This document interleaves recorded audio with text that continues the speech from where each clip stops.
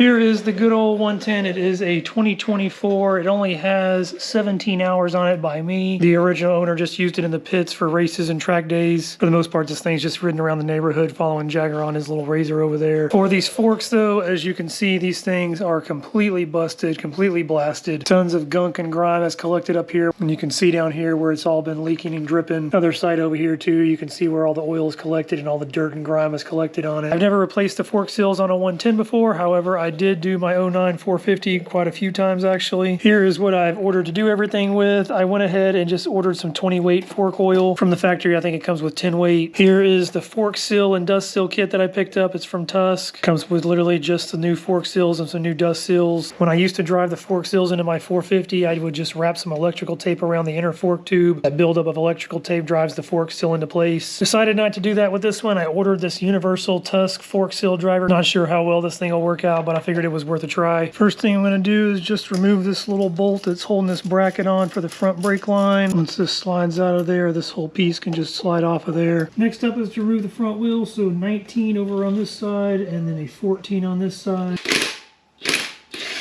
That bolt was being a little stubborn with the hand ratchets. Good old impact always gets it out. Just give it a few love taps, pick up on it. Should be able to just slide that right out of there.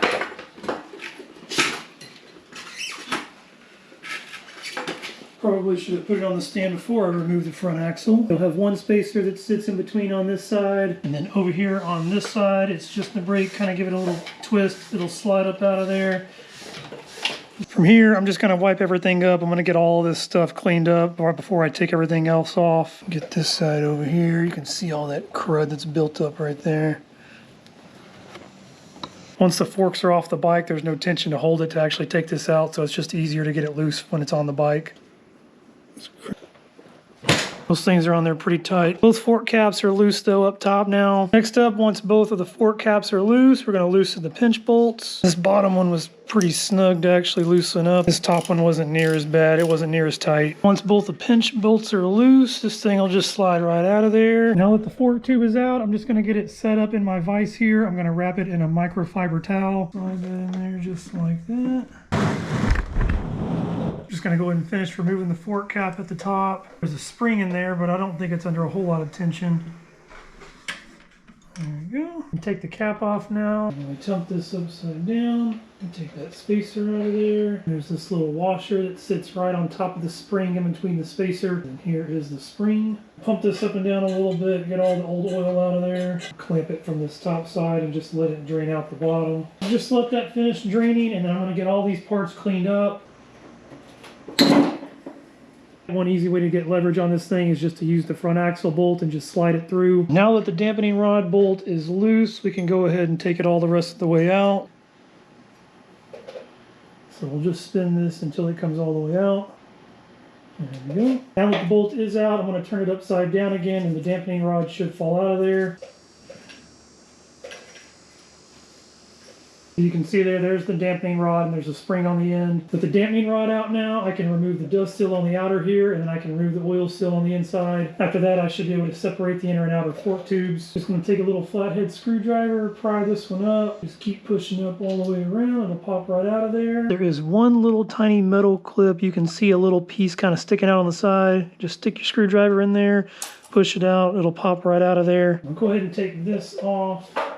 We'll go ahead and take this off. With that retaining clip out, I should be able to separate the inner tube from the outer tube now. Just going to use one of these little tire spoons to pop this seal out. Keep pushing from all sides, and eventually it'll work its way out.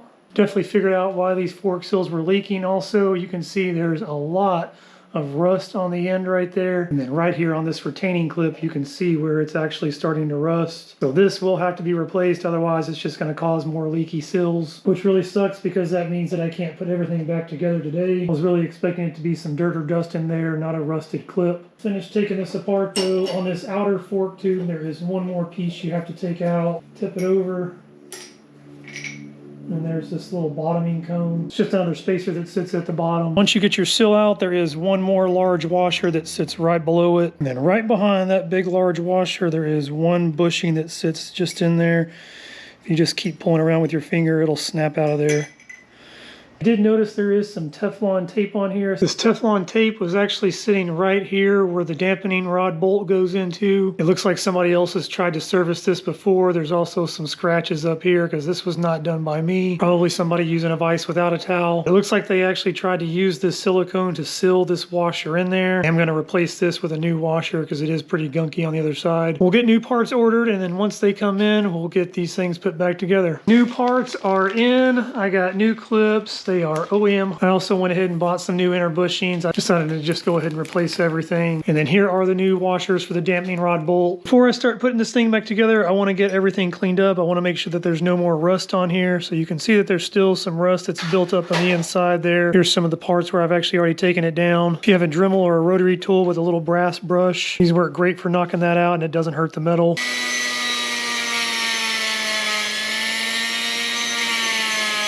All the rust is cleared out of there. I want to make sure none of that fell down in there, and any of it that did, I want to wash it all out. Just going to use some brake cleaner.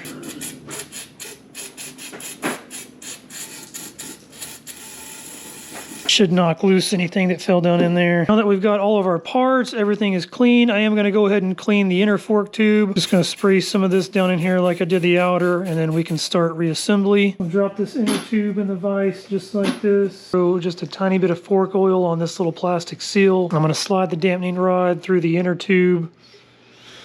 Just force it all the way in. And then what I'll do is just take my spring to push it the rest of the way. And then put the spacer in behind that. Probably not going to come through perfectly, so you have to stick your finger in there, line it up, and then it'll slide through. After that, you can put this little spacer on here at the bottom. I'm going to go ahead and open up one of these new bushings. I'm going to throw a little fork oil on the outside and the inside, and then I can just drop it into the outer tube here. Push it down until it seats into place. And I'm going to take the outer fork tube and just slide it onto the inner. I don't know if you can see right there, but it doesn't line up perfectly, so you got to use a little pick, or you can use the bolt just to kind of pop it up and line it up. Should look just like that. You should be able to see through it once it's all lined up. I'm going to take one of the new washers right here, just go ahead and put the bolt through. I'm going to feed my bolt through, thread it in, and go just like that. It's not going to tighten up all the way. This is probably going to spin down the end down here. Loosen this up. Pull everything forward. I do want to get this thing kind of snugged up, so if you take a towel on one end, can really press in on that spacer, and it'll give you enough pressure so that you can actually put some torque on there. Take it, I'm going to turn it vertical here. Now I'm just going to pull the spacer out of there. The spring can stay in there. I'm going to put a little oil on this big washer, slide that on. These are the oil sills, and then these are the dust sills. So the open side goes down, and then your closed side faces up. The OEM one looks just a little bit different. It kind of has a little bit of an opening at the top. But if you flip them over, you can tell the difference. This is the open side, and then this over here is the closed side for each. So again, just a little bit of oil, inside, outside, everywhere. This will just help everything slide down a whole lot easier. Try to push this on as straight as possible.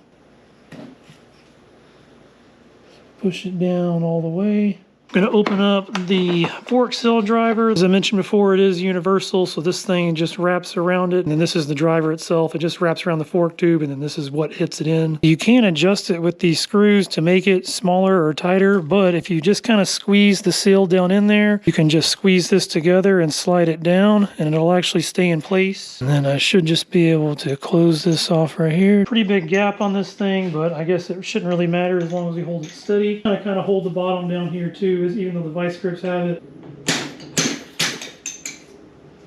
There we go. You look down in there, you can see the little groove where that clip goes, the clip that I'm going to replace. That should be good right there. This thing works out actually really, really well. Nice little piece. Now I can open up the new retaining clip here, just like everything else. A little bit of oil, slide it over. We'll slide one side in on that little groove right there. Just push the other side in as far as you can until it latches. Grab you a little flathead screwdriver and just push it until it clips. Lastly is going to be the dust seal. Just a very, very light coat of oil. I'm not going to put a whole lot on this. And just pop it into place. But now that this is tight, I know it's not going to leak out down there. I'm going to go ahead and fill the top up here with oil. The only thing I have right now are these tiny little measuring cups, but they'll work perfect. Each one goes up to 60 milliliters. Filling this up, I'm going to do 60, fill it up all the way one time. Just be able to pour that right on in there. Fill it up one more time to 60. And then the third time, it's between 60 and 45, so we'll go a little over halfway, and that should give us 173, which is what is for the 2019 and newer fuel-injected bikes. Just pump this up and down a little bit. We'll try to get all of the air, any air that's in there out. I go ahead and drop that washer in on top of the spring. And then I'm going to go ahead and drop in the spacer on top. And then lastly will be the fork cap up top. I'm going to put a little bit of oil on this seal. Just pull this straight up, drop that in. This one is good to go. I can go ahead and put it back on the bike. Slide it up through the first part here. And then the second one, line it up at the top just like the other side so it looks the same. Go ahead and tighten this top one down. And then I'm going to snug this one down here up pretty good. Not going to be able to get a torque wrench on here, so I am just going to go ahead and tighten this up though. Grab the handlebars. Just make sure it's snug. The right side is all done. I'm going to move on to the left and I'll just knock that one out in the time lapse.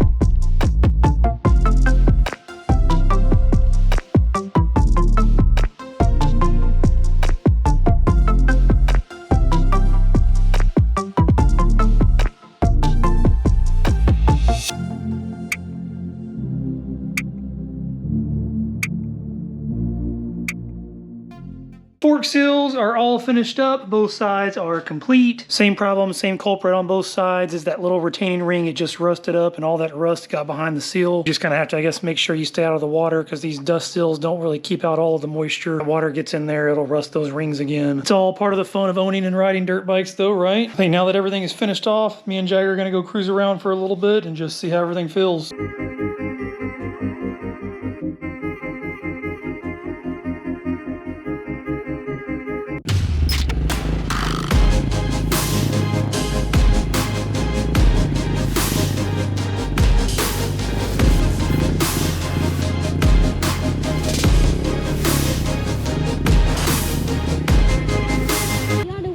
You want to race? Mm-hmm. Oh, yeah, let's do it. Line them up.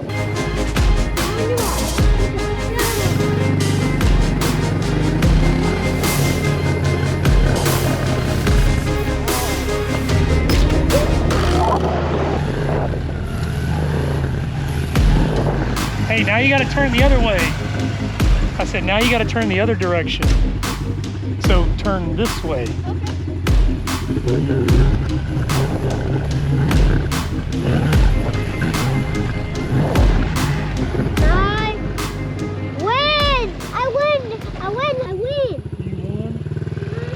You always seem to win.